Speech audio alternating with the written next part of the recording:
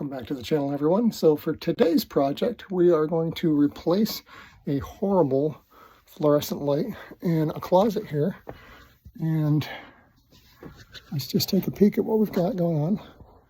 We've got this single 2-foot fluorescent light, and when we flick the switch on, it'll eventually turn on. That was actually quick because I've had it on recently. In the morning it'll flicker and take forever to power up, and it doesn't throw a whole lot of light. As you can tell, a lot of the areas of the closet are quite dark, very little light available in them. I've got a whole lot of light that I normally don't have on here shining into this area, just so I can see a little better for when I shut the power off to this light so I can work on it. And this is my messy closet. You'll have to excuse it. We are going to get that replaced, and we're going to do it with this track lighting set here. Now, I've been down to the big box store recently and seen these lights on clearance. These are normally like $30 to $40 light assemblies, and they were on clearance for just over $7, which I thought was pretty cool. I like the design of them, but normally when you do a track lighting kit, it comes in a complete set. So you get the bar, the feeds, and the lights all with it. I had to buy it separately, but even buying the pieces separately, buying the separate track for 15 bucks, feeder for 10, and then the 3 lights, I was still cheaper. It was like $48 all told. So I think it's going to work out quite well. So how that works is it connects over your junction box, and then you connect the feed in. This feed goes over the junction box. You can put it anywhere along the track, and then these will connect to the track, and you'll get your power down through them. And the first thing you want to do is, of course, kill the power to the light. And so we'll pull these down. I'll pull the light out. These just twist out and then slide out of the slot. I think everybody's dealt with one of these before. Shut off the breaker if you can. I would highly recommend it. I've just got the light switch off, and I'm the only one up here, so I'm pretty sure that I'm not going to randomly turn that on while I'm working on it. Hopefully I don't. That would suck if I did. Anyways, we'll get rid of this bulb, and we will pull that cover off so you can see what's behind it. Okay, this cover should just pop off here. There it is. Just kind of pulls out around. And here is the existing bar. Now this doesn't look like it was even connected through a box. It's just kind of stuffed through the drywall, which is okay for what we're doing. Anytime you're dealing with wiring, it's just connecting white to white, black to black, and ground. Somebody didn't do a very good job of connecting the ground here. I think they at one time tried to poorly stick it underneath that and screw it down, although that doesn't seem to be tight, so the ground isn't even connected properly. But that's neither here nor there. So all I need to do to get this down is 2 Phillips screws. These are probably, yep, definitely where the studs are. You can see where a poor drywall job was done. There's a screw sticking out. There's also a screw there and there and there now. So that's probably the header plate, the top of the door. But I'll get my screwdriver, I'll pull these out, take these off, and then I can pull this off and then stick the track in place of it. And that'll give me a nice track all the way across here. And I'll have light in the corners. I'll have light out to here. I'll probably start my track right here so I can have one light pointing this way, one in the center, and one over here. All right, so we've got my drill here. I'm going to undo these wires and cap them back off for safety. And as with anything, I always do my best to treat it like it's going to kill you. So even though I've got the power off, I don't want to touch those bare wires unless I absolutely have to.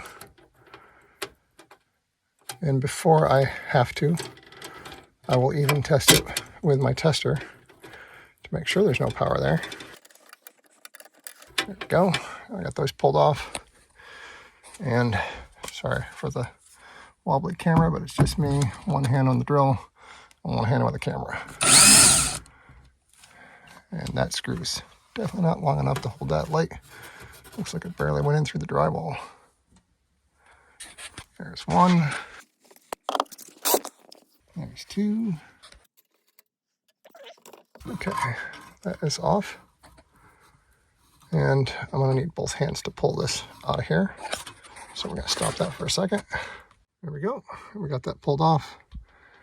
And now we are ready to mount the track bar. So let's open this up here. This is our feeder. And how it's going to work is go over the track, pretty much any location we want it to. And it's going to cover up our hole in the wall. And here is our electronics for starting and powering the light bar itself. Now this is a feeder that'll do either black or white, so obviously I want to use my black to match my bar, so I want a black bar with these silver lights, which also happens to be the school colors for the school district I work for. Black and silver. My boss would be so proud. This will go in the track, and then these pins are going to connect to either side and provide power down the track for the lights to connect to. So this will attach to the wall. I'll be able to fasten this up, crimp these down, get that level, and then attach that to the track. That'll probably sit just like so.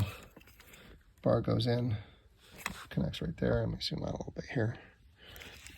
That'll connect, and then this will cover the whole mess up.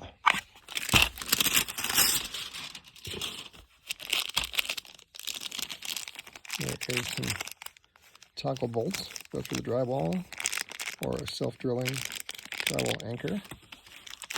A couple of those. Looks like some instructions. The first step is to get this mounted, and then we can wire in our wires into this. And I need to mount it about like so. So I have room for my track to go underneath the wires here. I can probably run the wires through one of these holes just so I have more room and I don't have to worry about the track hitting. So kind of something like that. And once again, I'm going to need both hands to make that happen. Without a box, which you would normally have in a situation like this, this would attach to the box and be recessed in, and it wouldn't have the issue that I'm having right now, and all these wires should be tucked in. Since for whatever reason there's no box here, I'm guessing this light's been here since the original manufacturer, original builder. So I'm just gonna mount it similar to that and put it right on top of the existing one. And like a lot of the projects, I've kind of changed my mind halfway through. I'm actually gonna pull a little chunk of drywall out here. I cut it, and I'm gonna use that to recess the wiring back in. And my goodness, there's a piece of plywood behind that. Nope, header board, not plywood. It is a really thick board all the way across. I guess I've got plenty to screw my light bar onto. So we'll get this drywall out of here, and then I'll be able to just tuck the wires in behind my plate. All right, now let's check it for fit. So now I can tuck the wires through, and I can have that nice and recessed in behind everything. I think that's going to work better. I'm glad I cut that hole out. All right, I've got one screw in here. I left the other one out because I still need to be able to pivot this back and forth a little bit to make sure it's level before I fasten everything down. But I'm now at a point where I can do the wiring. So we can connect up this. This is my ground. This is it goes right out to the earth. So I know there's going to be no current in that. I don't have to worry about touching that. So it's the neutral. The neutral also feeds back to the ground plate in the electrical box. And this is the hot one. This is the danger wire. So we're going to connect that up. Just matching colors, real simple. That's going to connect to this. This is going to connect to this. That'll connect to that, and then we can tuck it all back in here, back into this hole out of the way. And as promised, I'm going to test for power beforehand. This is a nice little voltage detector. I actually found this voltage tester on a job I was working on. Somebody had lost it, God knows how long ago, in the ceiling. So we're going to turn that on, and we are going to test for power first.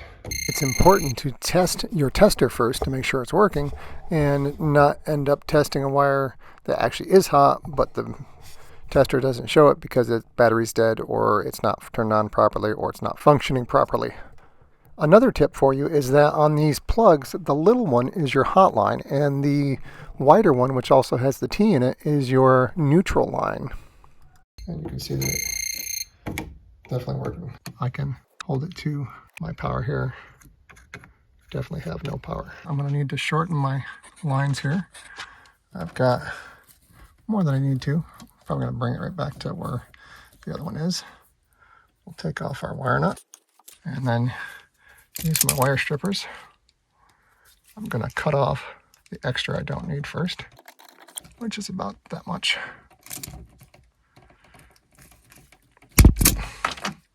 And then strip that. It's 12 gauge. Let's try that again. And apparently that's 14 gauge. Yep, okay. Now we've got our light fixture wire. We can feed that right up to it and then put the cap on. Just twist down until it's nice and snug. And I can tell it's gripping nice because both wires are twisting. Always pull on them to make sure that they caught. And another thing that my grandfather taught me, who was an electrician for a large factory, is always wrap some electrical tape on it, because these will vibrate with the electric current over them. They'll vibrate minusculely over time, and they can vibrate themselves off. The electrical tape holds it in place nice and tight. Shorten that up. Shorten this one up. And I'm going to need another wire nut. But I should have one in here. Like any good tool bag, it's full of lots of stuff you don't need. And sometimes, if you're lucky, at the very bottom, you can find what you do need. And I see a yellow cap right there. It doesn't look like it's in too bad a condition. And here we go. Get the black line, or ground line, excuse me. And get the black line next. There, now we can do the black line. The one I've been so looking forward to do, just because I'm always concerned about dealing with the hot line. We're going to reuse this cap. And now we can wire that in place. And that is a little bit shorter. There, that's better. We'll twist that on. Nice and tight. That's not going anywhere. We'll get some tape on those, and then we can tuck them back in here nice and neat. And then this is ready to go in place. All right, so I got the electrical tape picked up from the store, and I ended up moving this over and making my hole bigger so that I can tuck my wires back in here, just because it was not working any other way. And since it's such a small hole coming through the wall, I couldn't tuck them back into there, into the hole, but I got them tucked through like that. So that's going to work out well. I need to turn these out. These are the screws that lock onto the actual bar itself. With those out, I can place my bar up here.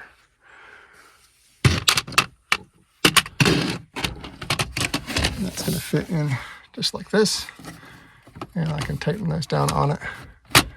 And then I can make that level.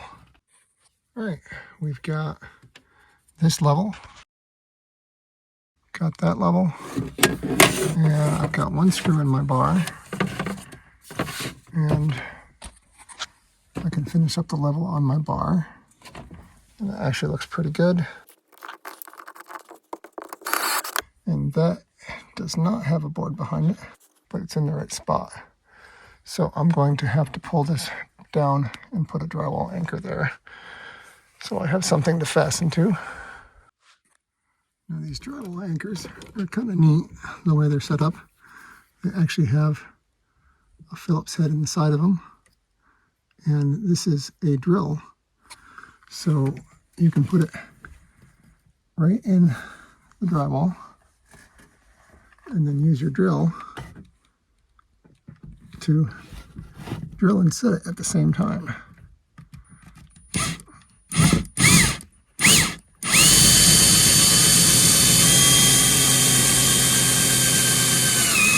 Boom. Just like that.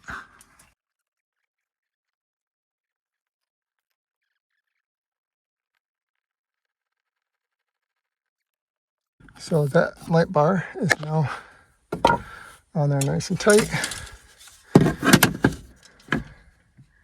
Still pretty level. That's pretty good. That's not going anywhere. That's not going anywhere. And now we can snap that in place, and we can grab the cover. So I've got my cover and the screws to put it on with. Before I can put the cover on, this will need to go into place, and that literally just goes in here and then twists and snaps in, and that little snaps down there, so that holds it right on the track where it needs to be. And then this can sit right over top of it. And guess what? I needed to use the other holes, not those holes, because that's where those need to go. There, got my screws out of the way, and I can put the proper mounting screws in now. And one of these should have power now. Yep. Bottom side's power, top side's not. All right, now all we have to do is install the lights, and it's ready to go. So here's the track lighting. And we're gonna open up the box here, check it out. More very important instructions. Got those taken care of. And this is gonna connect. Oh, that's nice. Those are really nice. This is gonna connect the same way that power bar did, where it's just going to twist into the track.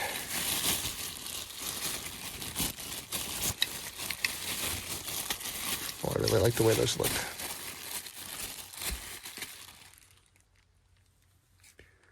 So that'll sit in and then twist into the track to get its power. And to attach these, as I mentioned, all you have to do is fit it into the slot and then turn it into place without dropping it, ideally. So here we are.